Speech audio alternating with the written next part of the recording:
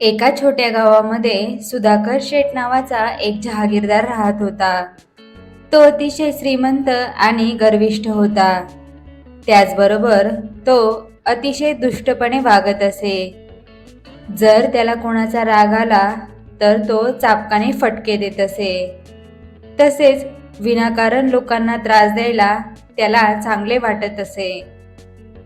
त्याच गावामध्ये पांडू नावाचा एक गरीब माणूस राहत होता. तो गरीब होता परंतु स्वाभिमानी होता. सुधाकर शेठ गरीब लोकांवर करीत असलेल्या अन्यायाचा त्याला राग येत असे.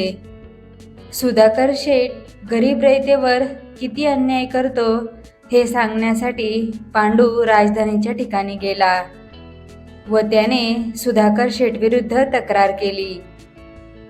राजाने त्याचे म्हणणे ऐकून घेतले नाही. सुधाकर शेठ करीत असलेले अन्याय त्याच्यापर्यंत पोहोचलेले नव्हते, म्हणून त्याने पांडूला दम भरला. राजाला असे वाटले की हा एवढा गरीब माणूस उगीच जहागीरदार असलेल्या सुधाकर शेठ विरुद्ध तक्रार करत आहे. राजाने त्याच्या तक्रारीकडे दुर्लक्ष केले आणि त्याला निघून जायला सांगितले. पांडूला राजाचा खूप राग आला. रागारागातच तो घरी जायला निघाला.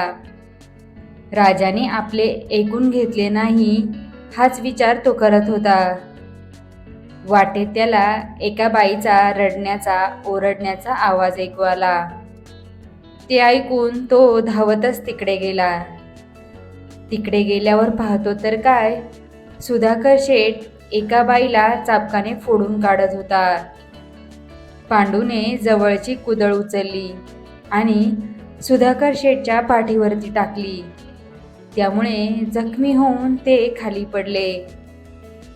ते पाहून जहागीरदाराचे सेवक धावले आणि त्यांनी पांडूला पकडले आणि ते राजाकडे घेऊन गेले. काही सेवक सुधाकर शेठला वैद्यांकडे घेऊन गेले. त्यांना अतिशय गंभीर जखम झाली होती. त्यांचे प्राण वाचतील की नाही ही पण शंका होती.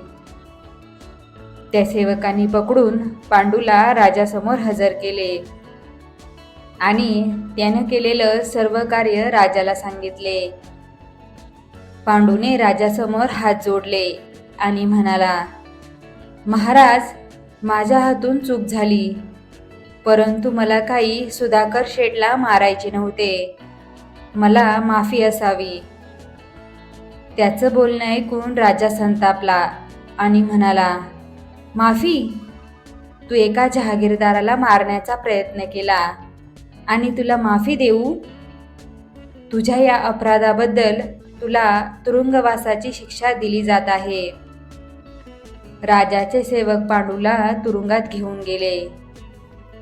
ही गोष्ट सगळ्या गावात पसरली. गावातील प्रतिष्ठित लोक राजाला जाऊन भेटले आणि त्याला म्हणाले, महाराज, पांडू गरीब असला तरी सज्जन आहे. सुधाकर शेठच अतिशय दुष्ट आहे. त्याचे अत्याचार बघूनच पांडू चिडला आणि त्याने हे कृत्य केले. कृपा करून त्याला तुम्ही माफी करावी. तुम्ही सुधाकर शेठची जहागिरी काढून घ्यावी, कारण तो अतिशय दुष्ट माणूस आहे. तेवढ्यात सेवक बातमी घेऊन आला. तो म्हणाला की आता सुधाकर शेठची तब्येत बरी आहे. जखम आहे परंतु ती काही दिवसात भरून येईल.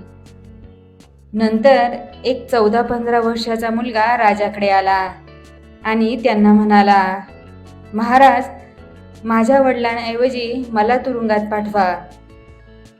राजाने त्याला कारण विचारले तेव्हा तो म्हणाला, महाराज, मला अजून 2 भाऊ आहेत. मी जरी तुरुंगात गेलो तरी आईला 2 मुलं आहेत, परंतु वडील तुरुंगात गेले तर सर्वांची पोटं भरणं कठीण होऊन जाईल. याचा विचार करून मी वडिलांना सोडवायला आलो. त्याचं बोलणं ऐकून राजाला वाईट वाटलं. तो म्हणाला, ठीक आहे, या सर्व प्रकरणाचा निकाल मी उद्या देतो. दुसऱ्या दिवशी राजाने सर्वांना दरबारामध्ये हजर राहण्यास सांगितले. दुसऱ्या दिवशी दरबारात आल्यानंतर राजा म्हणाला की आपल्या राज्यामध्ये लोकांवर अन्याय होतो आणि ही गोष्ट माझ्यापर्यंत पोहोचत नाही. ही अतिशय दुर्दैवी गोष्ट आहे. सुधाकर शेठकडून त्याची जहागीरदारी काढून घेण्यात येत आहे आणि ती पांडूला देण्यात येत आहे. त्याचबरोबर सुधाकर शेठने प्रजेवर जे काही अन्याय केले त्यासाठी त्याची रवानगी तुरुंगात करण्यात येईल. हे ऐकून पांडूला आणि इतर सर्व प्रजेला खूप आनंद झाला.